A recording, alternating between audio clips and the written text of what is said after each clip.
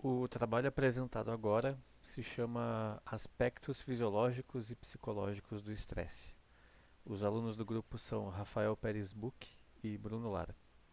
Essa apresentação é a adaptação de um artigo de mesmo nome. E a intenção do trabalho é fazer um resumo do que é o estresse, do que causa o estresse, quais os tipos, a atuação no corpo e as consequências dos diferentes tipos de estresse no corpo humano.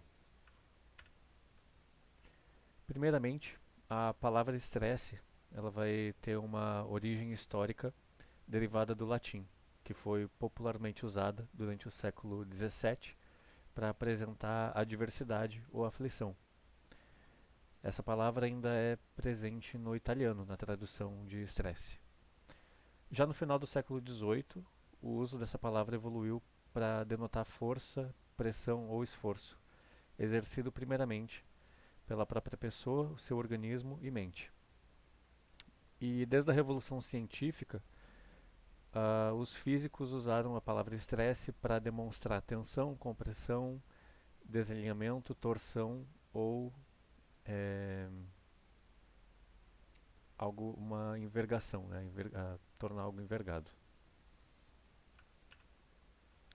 Atualmente, o termo ele é usado pela psicologia para uma reação não específica do organismo frente a qualquer exigência. Ocorre na submissão a estímulos que ameaçam a homeostasia do corpo, ou seja, o funcionamento normal das funções dele, que reage com um conjunto de respostas específicas, constituindo uma síndrome desencadeada independentemente da natureza do estímulo, caracterizando o estresse. Ou seja, o estresse ele vai existir de maneiras diferentes e por motivos diferentes, a depender do sujeito. Ele é um desequilíbrio entre a capacidade de demanda e a capacidade de resposta desse corpo frente ao estímulo estressor. Por isso que ele varia de pessoa para pessoa.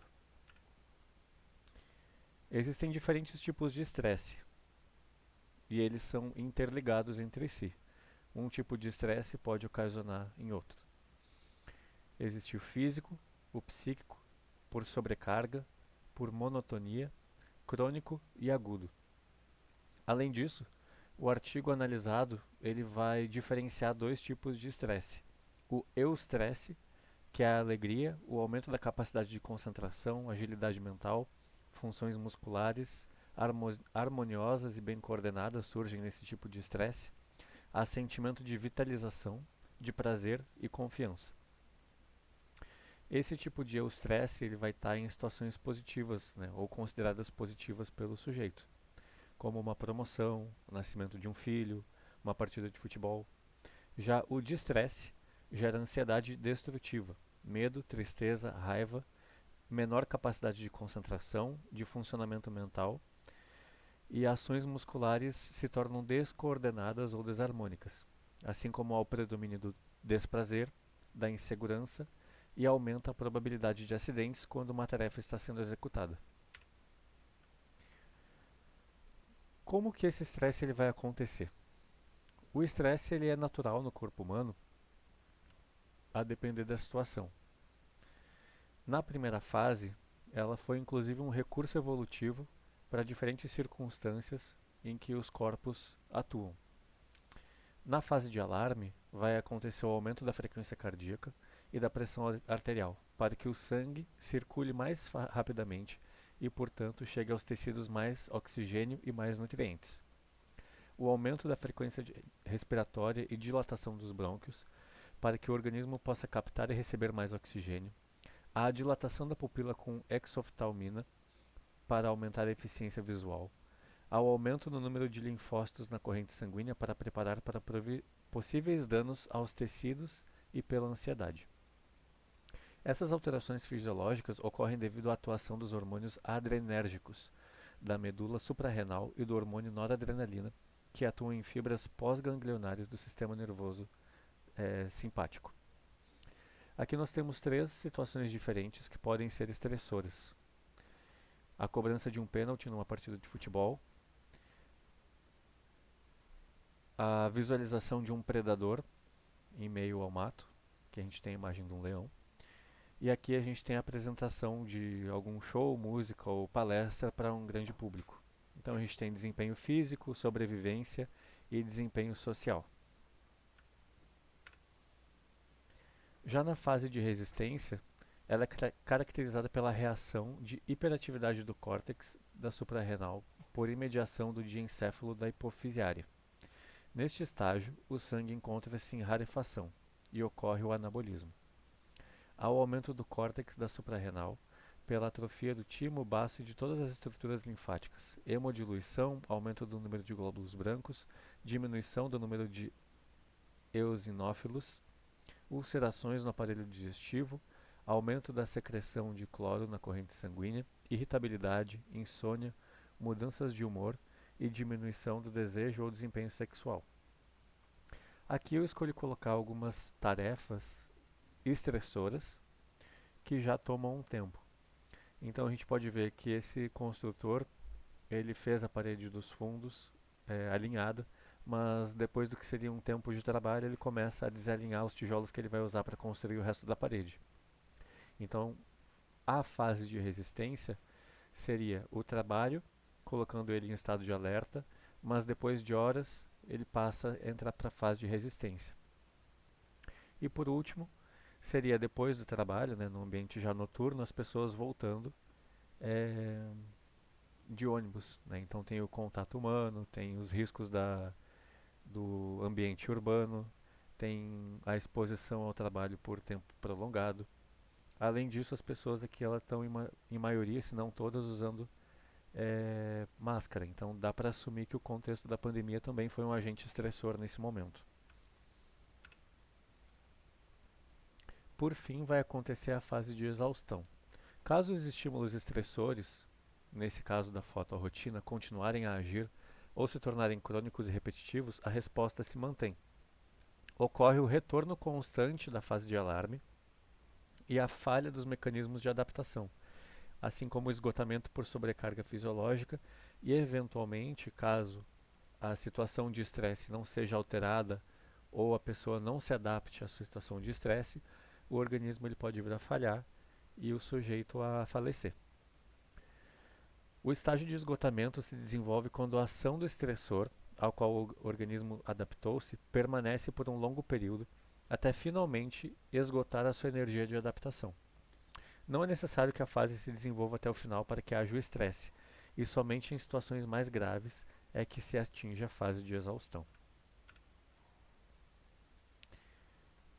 Voltando para a fase de alarme, a gente pode identificar como ocorre o estresse no corpo.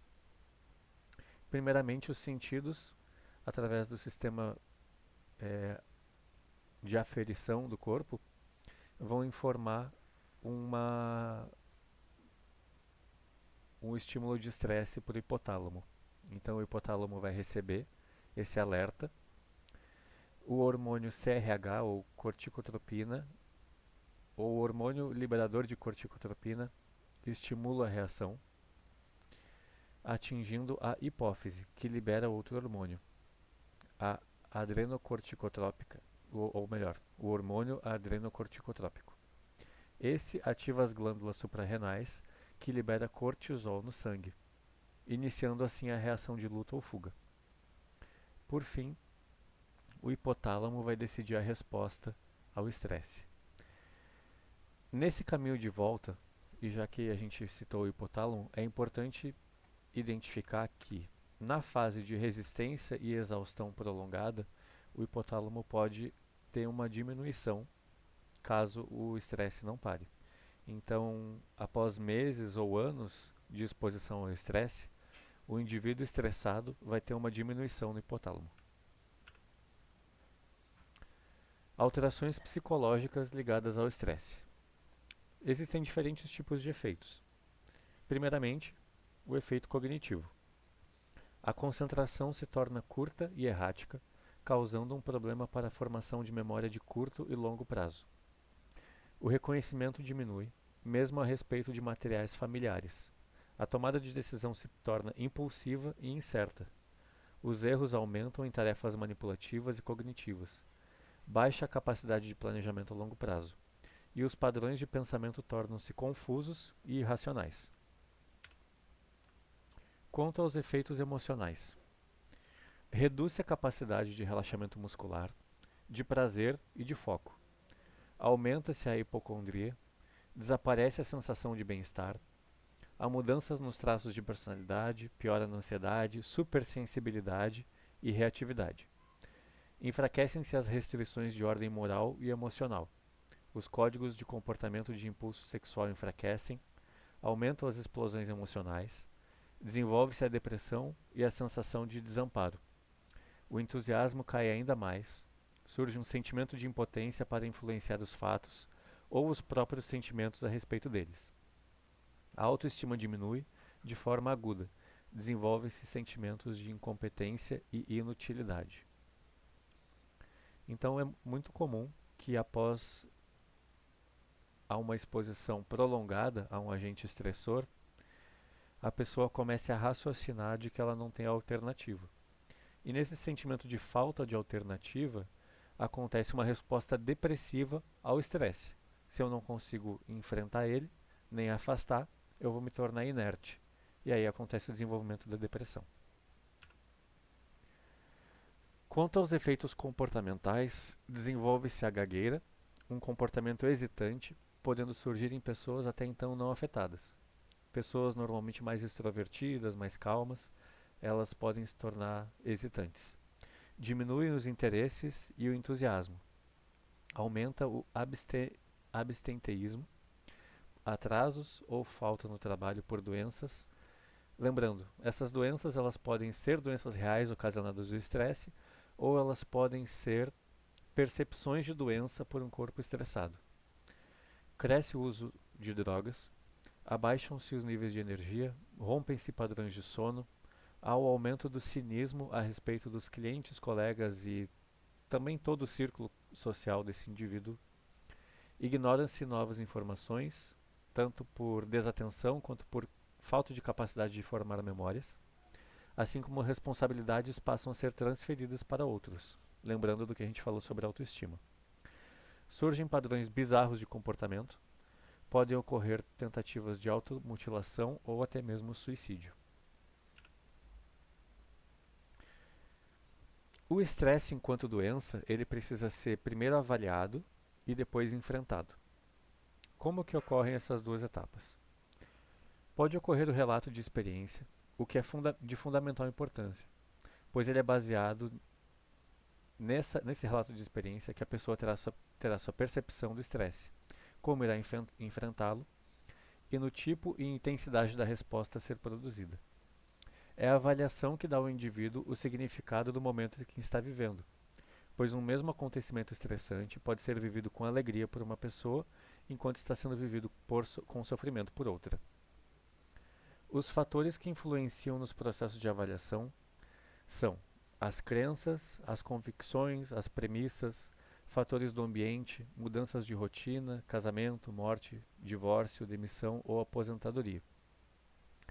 A gente então está falando de situações que mudam a vida do sujeito, etapas de vida e também crenças que ele já carrega consigo pela sua própria história de vida. Então, por isso que anteriormente nós dissemos que um acontecimento estressante pode ser vivido com alegria por uma pessoa, enquanto está sendo vivido com sofrimento por outra. Já o enfrentamento, ele vai ser o conjunto de esforços que uma pessoa desenvolve para manejar ou lidar com as solicitações externas ou internas, que são avaliadas por ela como excessiva ou acima de suas possibilidades. O enfrentamento ele é uma estratégia da própria pessoa, arbitrária ou não. E vai ocorrer o uso de informações sobre o que está acontecendo e das condições internas, ou seja, psíquicas, para o processamento dessas informações, mantendo-se em condições de agir e manter um equilíbrio do seu organismo. É aquilo que o indivíduo realmente pensa e sente que faz ou faria em determinadas condições. Estes processos podem mudar à medida que a pessoa avalia e reavalia a sua situação estressante. Então, caso a pessoa esteja em um grupo estressante, ou seja, um grupo de trabalho, ela pode talvez conversar com a sua supervisão, pode conversar com os responsáveis ou com seus pares para resolver a situação que causou o estresse, ou essa pessoa pode resolver indo para outro emprego, para outra instituição, tentando formar um outro grupo que não cause o mesmo estresse.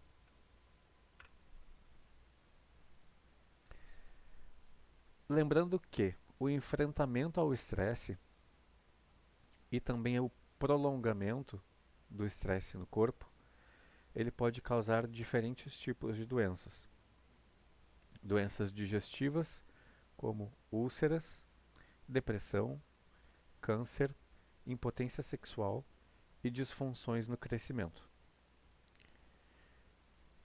Essas doenças elas acontecem, o corpo somatiza elas, porque depois de uma fase de aumento dos glóbulos brancos na corrente sanguínea, a diminuição dele vai deixar o corpo fora de sua homeostase, abrindo porta para agentes patogênicos, ou então o crescimento e desenvolvimento disfuncional do corpo. Aqui nessa imagem a gente tem alguns exemplos, como o aumento de açúcar no sangue,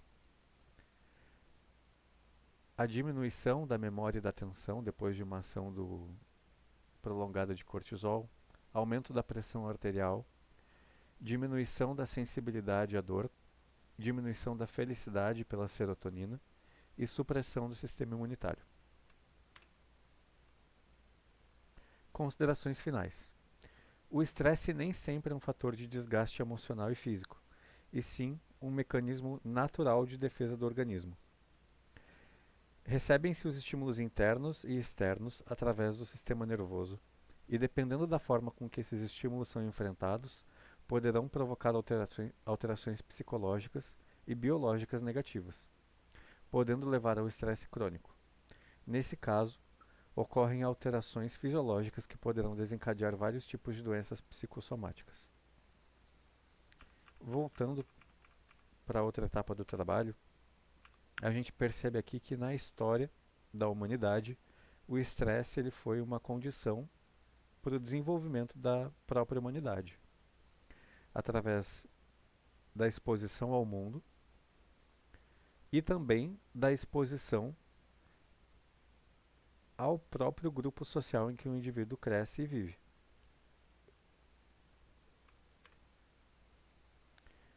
O surgimento dos tipos de trabalho também, o trabalho alienado, o trabalho desgastante e o trabalho psicológico ou o trabalho não físico também vão ser motivos de estresse para a pessoa que vive no mundo moderno.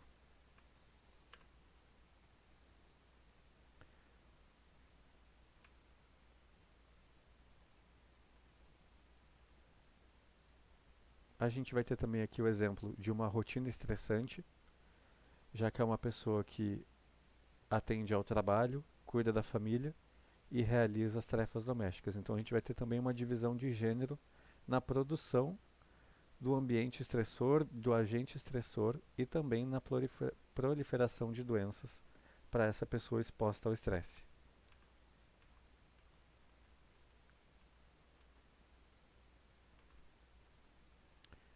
Por fim, a bibliografia.